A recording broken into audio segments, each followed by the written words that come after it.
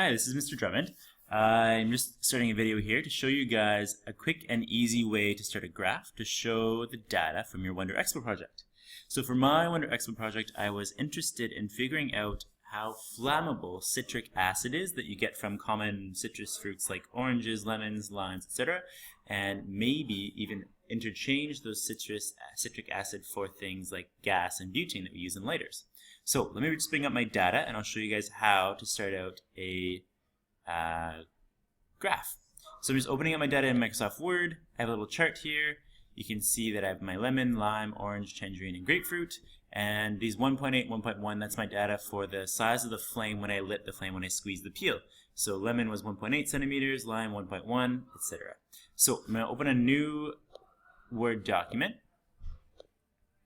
And I'm going to insert a graph. So go to Insert, go to Chart, and because I'm comparing different fruits, I'm going to choose a basic bar graph. You might want to choose a pie graph or a line graph depending on what you're comparing. And if you're not sure what to choose, you can refer to the Types of Graphs video that can help you figure out which type of graph is best for your data. So like I said, I'm choosing a bar graph for mine. Click OK. Everything pops up, including this box down here where you can enter all of your data into.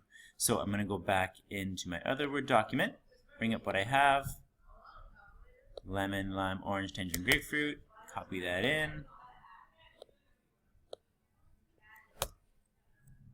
Oh, need to put in grapefruit. Grapefruit. And I'm going to put in my height, flame heights. Go back. Here we go. Alright, and I don't need the other two bars, so I'm just going to delete those by clicking here. Oops, on the column, deleting them, and now you can see I only have the blue, which is my series 1.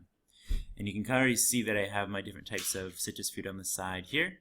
Yeah, so that's good. I'll close that. And it looks like it closed my graph. There we go.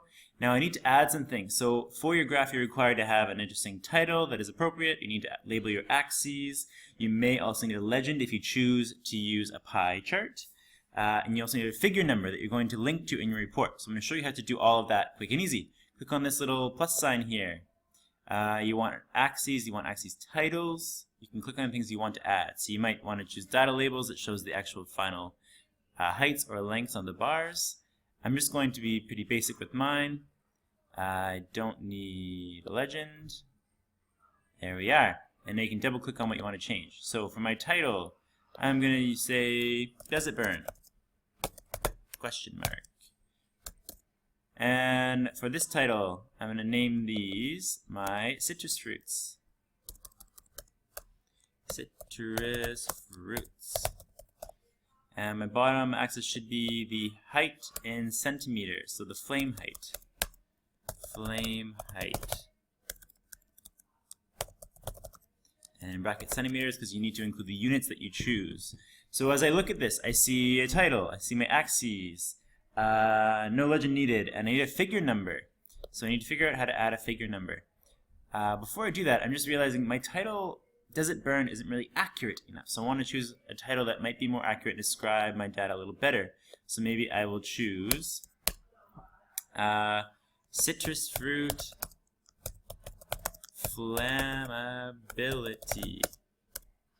Okay, now I need to add a figure number. So there isn't a figure number option here, so I'm just going to figure out which one of these looks the best. Maybe I'll choose